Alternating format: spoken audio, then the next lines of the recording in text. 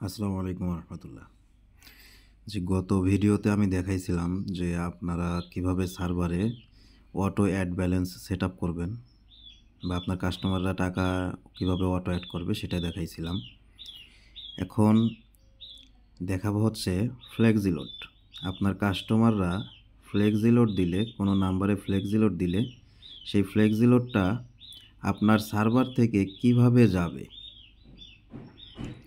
তো ফ্লেক্সি লোডের ক্ষেত্রে দুইটা ভাগ আছে, অর্থাৎ সার্ভারের দুইটা ভাগ আছে। একটা হচ্ছে এপিআই সার্ভার আর একটা হচ্ছে সিম সার্ভার। তো যারা এপিআই সার্ভার ব্যবহার করেন তাদেরকে অন্য যে কোনো একটা টেলিকম থেকে, যেমন আপনার নিজের যেরকম একটা সার্ভার, যেরকম একটা অ্যাপস, এরকম ঠিক অন্য যে কোনো একটা টেলিকম থেকে আপনাকে এপিআই কানেকশন নিতে হবে, অর্থাৎ রিচার্জের কানেকশন নিতে হবে। অর্থাৎ দেখেন, আমরা সাধারণত এই যে আলকুজ টেলিকম, এটা আমাদেরই টেলিকম, এখান থেকে আমরা এপিআই কানেকশন দিয়ে দিই। যারা এপিআই সার্ভার নেয় আমাদের থেকে, আমরা তাদেরকে এই অ্যাপসের সাথে এপিআই কানেকশন দিয়ে দিই। তো এপিআই সার্ভারের ক্ষেত্রে আপনাকে যে কোনো একটা অ্যাপস থেকে, যে কোনো একটা টেলিকম থেকে এপিআই কানেকশন নিতে হবে। তো আমাদের থেকে যদি নেন তাহলে এই অ্যাপসটাতে বর্তমানে আমরা এপিআই কানেকশন দিচ্ছি। তো এই অ্যাপসের সাথে আপনাকে এপিআই কানেকশনটা সেট আপ করে নিতে হবে। আর এপিআই কানেকশন সেট আপ করে নেওয়ার পরে আপনার কাস্টমাররা যখন আপনার অ্যাপস থেকে যখন রিচার্জ দিবে, তখন সেই রিচার্জগুলো অটোমেটিকভাবেই এই যেখান থেকে এপিআই কানেকশন নেবেন সেখান থেকে রিচার্জগুলো চলে যাবে। আপনি রিচার্জ দেওয়ার সাথে সাথে অটোমেটিকভাবে রিচার্জগুলো চলে যাবে। তো অন্য টেলিকম থেকে রিচার্জ যা অটোমেটিক চলে যাবে। এখন এখানে সিস্টেম হলো, আপনি যে টেলিকম থেকে এপিআই কানেকশন নেবেন, সেই টেলিকমে, সেই অ্যাপসে আপনার এরকম একটা অ্যাকাউন্ট থাকবে এবং সেই অ্যাকাউন্টে আপনাকে ব্যালেন্স অ্যাড করে রাখতে হবে। আপনার অ্যাপসে যেমন আপনার কাস্টমাররা ব্যালেন্স অ্যাড করে, ঠিক একইভাবে আপনার এপিআই কানেকশন যে অ্যাপস থেকে দিব সেই অ্যাপসে আপনাকে ব্যালেন্স অ্যাড করে রাখতে হবে।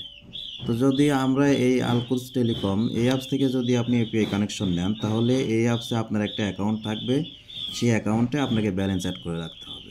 যেমন ধরেন, আপনার সার্ভারের 10 জন কাস্টমার 1000 করে টোটাল 10,000 টাকা ব্যালেন্স অ্যাড করছে রিচার্জ করার জন্য। তখন ওই 10,000 টাকা আপনি এই আলকুজ টেলিকমে এসে এখান থেকে এইটার ব্যালেন্সে ওই 10,000 টাকাই অ্যাড করে রাখবেন। তাহলে দেখা যাবে আপনার কাস্টমাররা যখন রিচার্জ দেবে তখন রিচার্জ অটোমেটিক এই অ্যাপস থেকে চলে যাবে। আর তাহলে এইটা গেল হচ্ছে এপিআই সার্ভার। আর দ্বিতীয়ত হচ্ছে সিম সার্ভার। যারা সিম সার্ভার নিয়েছেন বা সিম সার্ভার ব্যবহার করেন, তাদের ক্ষেত্রে রিচার্জগুলো আপনাদের নিজেদের রিটেলার সিম থেকে যাবে। সেক্ষেত্রে আপনাদেরকে জিপি, রবি, এয়ারটেল, বাংলালিংক, টেলিটক, স্কিতো এই রিটেলার সিমগুলো আপনাকে সার্ভারে সেট আপ করে নিতে হবে। সার্ভারে সেট আপ করে যখন নেবেন, সার্ভারে সেট আপ করে নেওয়ার পরে আপনার কাস্টমাররা যখন ব্যালেন্স অ্যাড করে রিচার্জ দিবে, তখন আপনার সেই রিটেলার সিম থেকে অটোমেটিকভাবে রিচার্জগুলো চলে যাবে। তো এই ভিডিওর পরবর্তীতে আমি দুইটা ভিডিও নিয়ে আসব। প্রথম ভিডিওতে দেখাবো আপনারা কিভাবে এপিআই কানেকশন সেট আপ করবেন। যাদের এপিআই সার্ভার তারা কিভাবে এপিআই কানেকশন সেট আপ করবেন সেটা আমি দেখাবো প্রথম ভিডিওতে। আর দ্বিতীয় ভিডিওতে দেখাবো হচ্ছে যাদের সিম সার্ভার তারা কিভাবে আপনাদের রিটেলার সিম আপনাদের সার্ভারের সাথে কানেক্ট করবেন। তো আপনারা এর পরের ভিডিও দুইটা, যাদের সিম সার্ভার তারা সিম সেট আপ করার ভিডিও দেখবেন, যাদের এপিআই সার্ভার তারা এপিআই সেট আপ করার ভিডিও দেখবেন। এখন আরেকটা বিষয় হলো রিচার্জের কমিশন। এখন আপনি আপনার সার্ভারে আপনার কাস্টমারদেরকে যদি রিচার্জের কমিশন না দেন, তাহলে তো আর আপনার কাস্টমাররা আপনার সার্ভার অ্যাপস ব্যবহার করবে না। রিচার্জের কমিশন তো অবশ্যই দিতে হবে। তো এখন প্রশ্ন হলো, রিচার্জের কমিশনটা কিভাবে দিবেন বা কেমনে, কোথায় থেকে আসবে? তো রিচার্জের কমিশনের ক্ষেত্রে যারা এপিআই সার্ভার ব্যবহার করেন তাদের এপিআই কানেকশন যেখান থেকে নেবেন, যেমন ধরেন যদি আমাদের থেকে নেন, তাহলে আমরা যদি আপনাকে 35 টাকা হাজারে কমিশন দেই, সেক্ষেত্রে তাহলে আপনি হাজারে কমিশন পাবেন আমাদের থেকে 35 টাকা। এখান থেকে আপনি আপনার কাস্টমারদেরকে হাজারে 30 টাকাও দিতে পারেন, 25 টাকাও দিতে পারেন, বা 35 টাকাও দিতে পারেন। আর যারা সিম সার্ভার ব্যবহার করবেন তারা তো রিটেলার সিমে হাউস থেকে কমিশন পাবেন হাজারে 28 টাকা বা 30 টাকা। তো সেখান থেকে আপনি যদি হাউস থেকে 28 টাকা বা 30 টাকা পান, তাহলে আপনি আপনার কাস্টমারদেরকে 25 টাকা বা 28 টাকা 30 টাকা যে কয় টাকা ইচ্ছা কমিশন দিতে পারবেন। তো এখন এই কমিশনটা আপনি কীভাবে সেট আপ করবেন, সেটা হলো সার্ভারের ভিতরে আসবেন, এসে এখানে দেখবেন এই যে অ্যাডমিনিস্ট্রেশন, এটার উপর ক্লিক করবেন। ক্লিক করে দেখবেন লেখা আছে যে ডিপোজিট, এটার উপরে ক্লিক করবেন। ক্লিক করে এখানে দেখেন বিকাশ ব্র্যাকেটে লেখা আছে মেইন, রকেট ব্র্যাকেটে লেখা আছে মেইন, নগদ মেইন, উপায় মেইন।